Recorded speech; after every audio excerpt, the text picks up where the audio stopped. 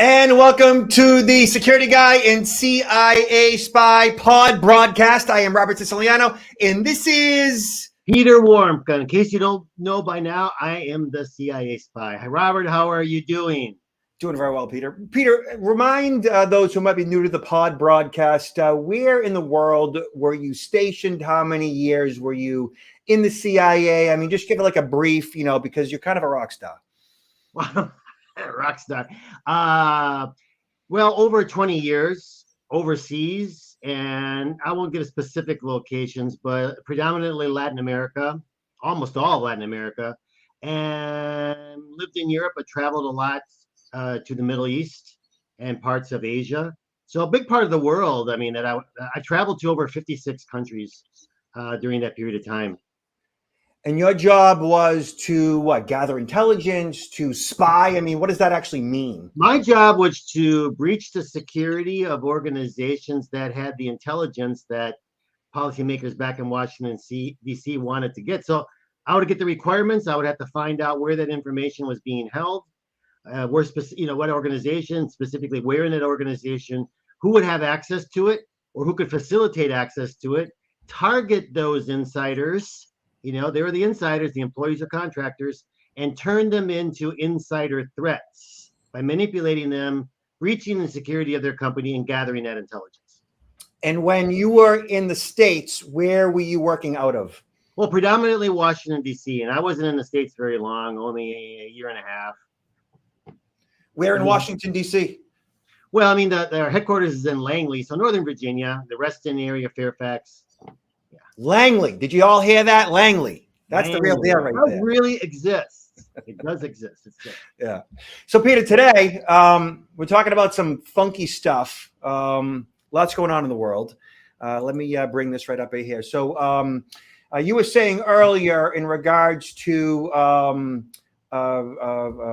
remind me, Peter, deepfakes. What were you just? No! I just had mentioned to you that I just returned yesterday from HR Florida 2022 conference. It's the largest HR conference held in the state of Florida every year. It's in Orlando, and I had the privilege of giving a presentation on deepfakes and what employees need to know. And I was just amazed. I mean, first of all, a tremendous interest, but amazed at such a little of an understanding regarding deepfakes. So many people were not aware. I gave examples, and people were like, awestruck, and I explained in great detail, some of the positive benefits, but a lot of the really detrimental when it's used for deception. How dangerous, really, really dangerous, they can become. But at the end of the day, it's not the technology that's evil. Okay, technology is neither good nor evil. It's the intent of the user. So this is just taking a lot of these scams and human hacking to a higher level. Yeah. Fix. Speaking of technology and the intent of the user, first we're going to talk about, dick pics. Oh my gosh. Where are we going with this? Yeah. So Vice brings attention to creeps airdropping dick pics is the latest air travel nightmare. So I couldn't pass this one up, Peter, because, it just is another example of just how technology is used and abused and just how weird people are. So a recent TikTok video featured an exasperated pilot threatening to ground a Southwest flight to Mexico unless a passenger stopped airdropping nudes. It was the second known cyber flashing flight incident this summer. So interestingly, I was on a flight to Atlanta, maybe about at this point, a year and a half, 2 years ago with a buddy of mine. And he, guy friend of mine, just being a weirdo, did something similar to me. I was a little shocked by it because, like, what the heck is this? And it was my buddy. And I turn around because we weren't sitting in the same seat. I turn around and I look at him, he starts laughing. And so that's one of the reasons why I brought this up, because it happened to me, but it was like a friendly situation. Right. But this is a little different. And I've actually seen this same scenario where the person airdropped a picture of a gun. Oh, wow. Which caused much more alarm. It was more than just mischievous. It was an actual gun. as an airdrop photo. So the Southwest Airlines pilot threatened to ground the flight that was about to take off if a passenger didn't stop airdropping nudes to the fellow flyers. We actually have that TikTok right here. Peter, you ready for this one? Already, yes. So here's the deal. This continues while we're on the ground. I'm going to have to pull back to the gate. Everybody's going to have to get off. We're going to have to get security involved. And it's vacation is going to be ruined. So you folks, whatever that airdrop thing is, send a naked picture and let's get yourself to Cabo. People are just dumb.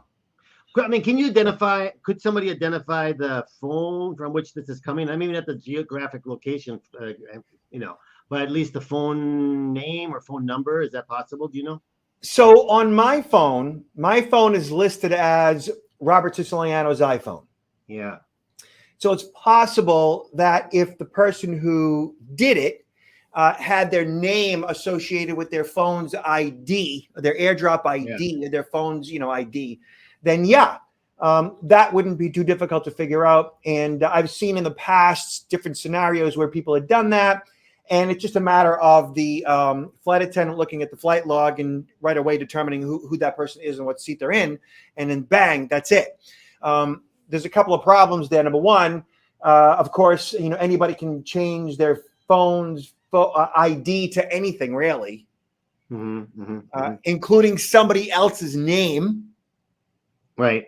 They could change it to the name of the pilot if they wanted to. They could name it. They could call it, in this case, Southwest Airlines. They could call it Peter Warmka, right? They could call it anything they want. They can name their phone anything they want, which could cause confusion. And not only that, it could, falsely accuse somebody of engaging in a illegal act. So the important thing here is that you know how to prevent this from happening to you, or at least from receiving photos like this should you not want them. And so right here, we Googled, support.apple.com, how to use AirDrop on your phone, iPhone, iPad, or iPod Touch. And it talks about how it works, how to use it, and essentially how to prevent it from happening, or how to access it, how to adjust the settings. So really, you should set up your phone so that you only receive airdrops from people in your contacts menu. Yes, that's a good point. Can you share again where you found this? Yeah. So really, all you have to Google, right here, it's if you actually just search how to use AirDrop on your iPhone, iPad, or iPod Touch, and you go to Control C, and then just Google it, and then bang, on the very first page of search, you see support.apple.com, how to use AirDrop on your iPhone, right? Yeah. And there it is. Some people know, there's a few people that know this really well, but there's other people that, when you talk about AirDrop, they say, well, how do you exactly do that? So I think there's a lot of people that could really benefit by reading this article. Important, no question. And also, this, of course, will be in the show notes. Yeah. Right. So the initial article in Vice and right here. So I suggest everybody set up your mobile device so that, of course, if you have an iPhone, I'm not really sure how things work on Android because I don't do Android. Other than that, you should set it up so that you only get airdrops from people who matter, or at least, are close to you, generally in your contacts. And I can assure you that you will not receive these types of pics from either myself or Robert. Okay? Definitely not from me. It's a disclaimer. And I'm not even going to do it as a joke because you just never know. I mean, things can go south, things go wrong. You end up hitting a button where everybody gets it. And, that's not even a good, especially on a plane or in a public area, because this is if it's a gun, right? That could feel like a terrorist threat. Exactly. Yeah, exactly. So, Peter, protocol talks about you just hired a deep fake. Get ready for the rise of the imposter employee. We talked earlier or in previous podcasts about how the FBI had sent out a warning in this regard. New technology plus the pandemic remote work trend is helping fraudsters use someone else's identity to get a job. So here, before COVID, job interviews took place in person and new hires worked in the office for the most part. But with remote work came increased remote hiring, from the job application to onboarding and everything in between. So the FBI is concerned, and you should be too. Lies, spies, and deepfake video. Companies have been increasingly complaining to the FBI about prospective employees using real-time and deepfake videos and deepfake audio for remote interviews, along with personally identifiable information, PII, like names, addresses, social security numbers, email addresses, mobile phones, to land jobs at American companies. One place they're likely getting the PII is through posting fake job openings, which enables them to harvest job candidate information, resumes, and more, according to the FBI. Think about that, right? That's pretty smart and simple. Deep fake video sound advances. It sounds advanced, but shady job candidates don't need exotic or expensive hardware or software to impersonate someone on a live video call. Only a photo of the person. Consumer products like Expression Camera enables fraudsters to upload someone's picture and use their face during a live video interview. So protocol is giving you like an idea of how to do it, so I guess we have to.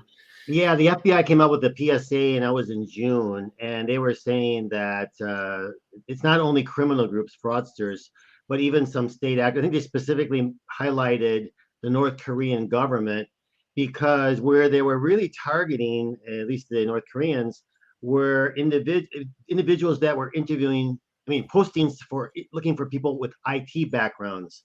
So you can imagine being able to get a position and not ever having to physically present yourself for an interview, but interviewing online, right? And being able to fake that and working remote. So you're not even coming into the office, and the company can end up hiring somebody that has not only access to the IT network, but probably privileged access. And that person could become the greatest insider threat that company faces. It's just amazing. And people at the conference yesterday were just like appalled by this too, because some of them do have, hiring functions. And so they were like, I had never heard of this before. So it's there's some things, I think this article even maybe highlights some of the things they might want to consider doing. First of all, I would say, don't hire someone that you haven't really met in person, especially for these positions that are like IT and other positions where an individual might have privileged access to information. You might really want to bring that person in for the interview versus hiring them on, interviewing them online. Yeah. This article does mention the North Korea issue that you spoke to, and it does provide, it looks like at least 8 or 10 different tips in regards to preventing this from happening to your organization. Hiring somebody as an IT director, some type of an admin that has administrative controls to certain parts of the network that could allow or facilitate them to go deeper to get sensitive information for espionage, whether it's a corporation or a government agency. So include real identity verification before hiring. Make sure identity matches background screening. Don't assume your background provider is verifying identity either. Right. Asking for a driver's license or a passport can lead to a discrimination lawsuit. If the candidate isn't hired, they can claim discrimination based on age, health, or country of birth. Requesting this information only after you're certain you'll hire.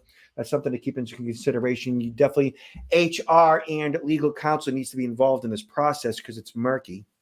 Right. Know the law in your state if you're in to find out what's allowed in terms of biometric data collection and so on. So for all of you small, medium, large businesses out there, for your HR people and your legal, this is definitely something you want to dig deeper into, because it's obvious that this problem is only going to get worse. And it's going to definitely affect organizations that have, sensitive information on file. Yeah, it's kind of interesting. Criminals don't have to abide or follow the law. To the contrary, they're criminals because they don't abide by the law. But everything that's being done or utilized to make us in a safer environment to mitigate these types of risks, we have to be very careful in following the letter of the law, because especially in the case of hiring, as you just mentioned, Robert, there's a lot of considerations, legalities. Okay. So Security Boulevard talks about how to protect your small business from personalized attacks. I'm going to need my glasses for this one. So SMBs are increasingly targets of cyber attacks and often financially devastated by a single successful attack. Even with a significant network of security tools in place, SMBs can be caught off guard. So This article, which is a really good one, it's all the stuff that we talk about on a regular basis, talks about the business email compromise scam, which essentially in 2021, the FBI says that there were about $2.4 billion in email scams, including the BEC attacks. So how can small businesses protect their employees from these in both short and long term? Well, for one thing, you can hire Peter or Peter and me.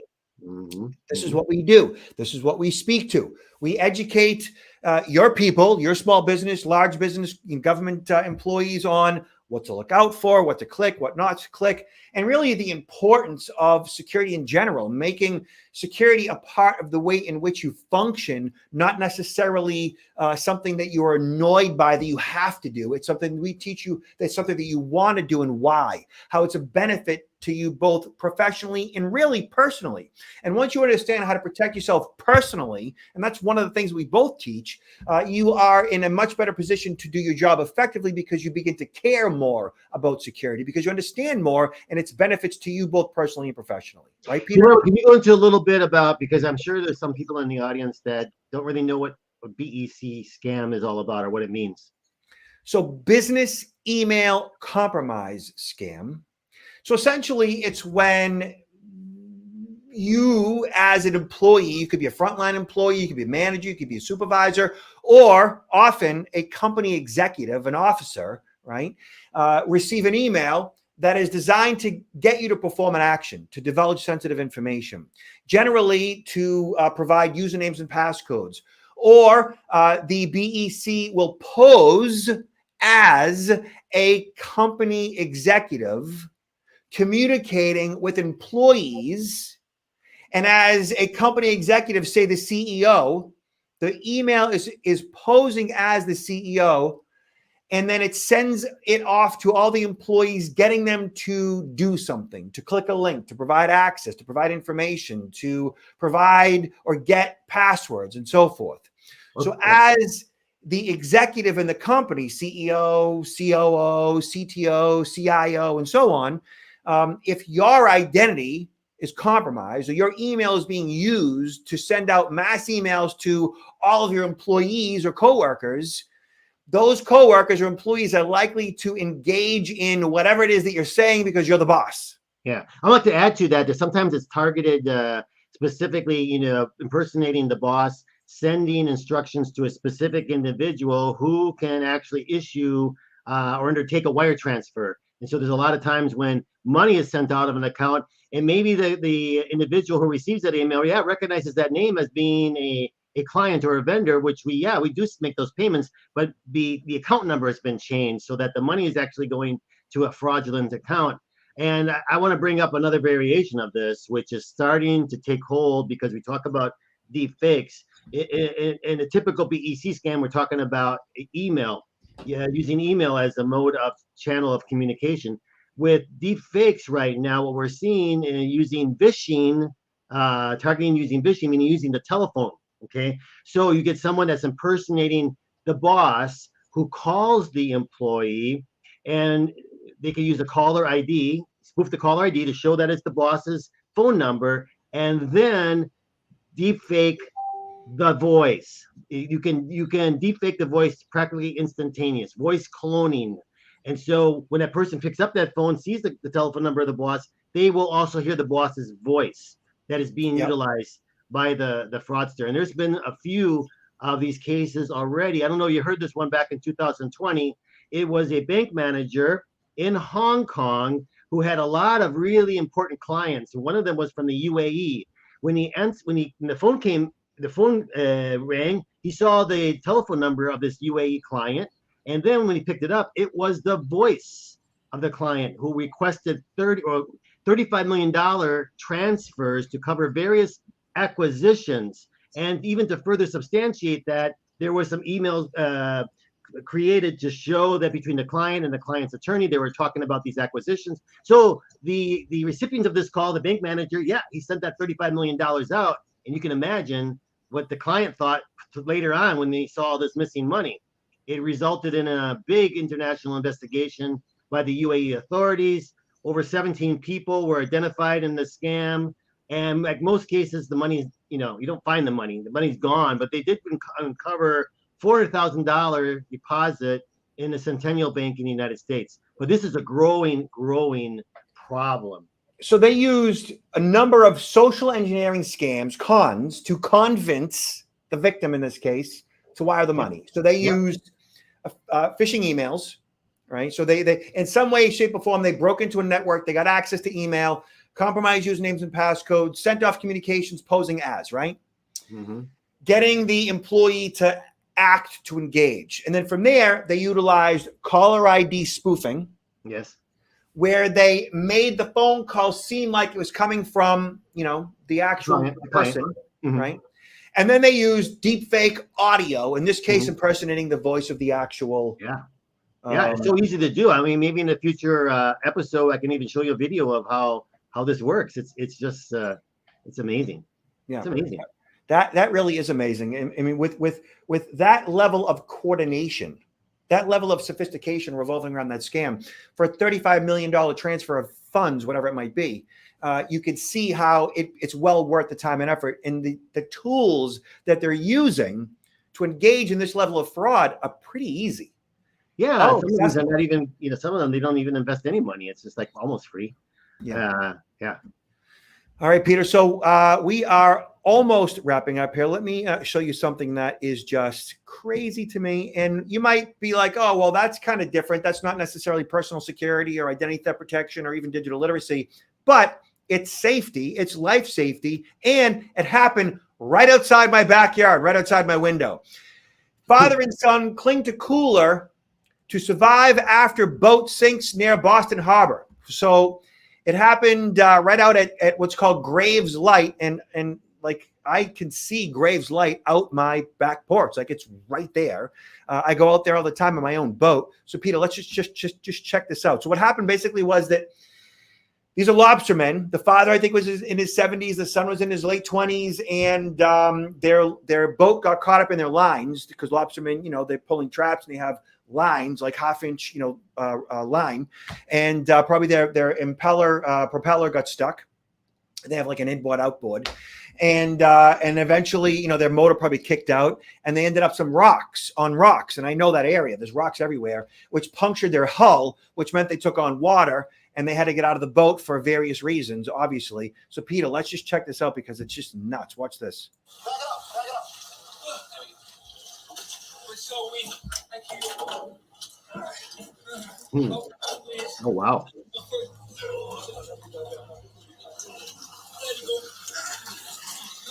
Give me your hold on. Just give him the other hand. Let your leg go. Let your leg go. 1, 3. 1, 2, 3. You got it. Yeah, boy. That's the father. 76 years old. 76. My man, hold on to that bottle. No. I'm gonna go up there. You're gonna crawl up. You can see the lighthouse off to the right when he stands up. Is it just you two? Thank you. We hit some rocks over there. All right. Looks like fortunately this is Yeah, to the ending right. well. Yeah. This is ending well, fortunately. Wow. Look at you, a life jacket on. You got a safety ring and a cooler.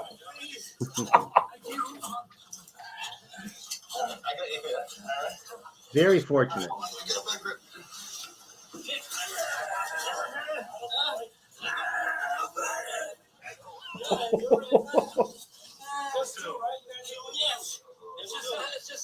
Just you two. Look, see the lighthouse off to the right? Yeah, that's Graves. Yep. Woo-hoo. Hey,